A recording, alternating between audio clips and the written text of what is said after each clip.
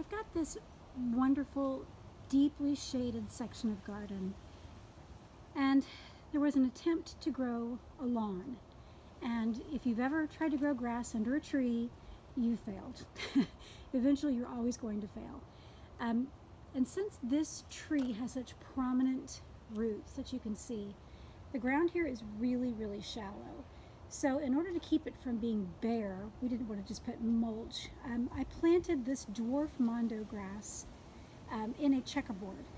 And it can get expensive, dwarf mondo grass, so to plant it like sod is, God bless you if you've got that kind of money. And it's going to spread and grow.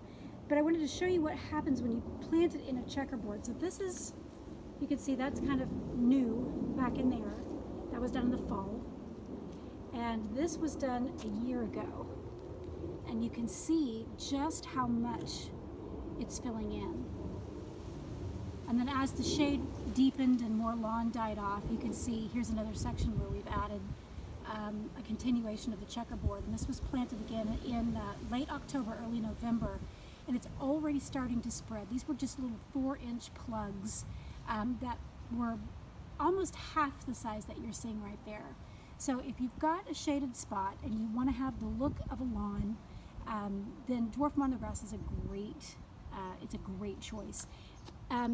It has to be an afternoon shade, otherwise it burns up. It does require some help with watering in the summer here in North Texas. Check with your local extension agency to find out if it is a recommended plant for your area. But it's lovely, it's soft.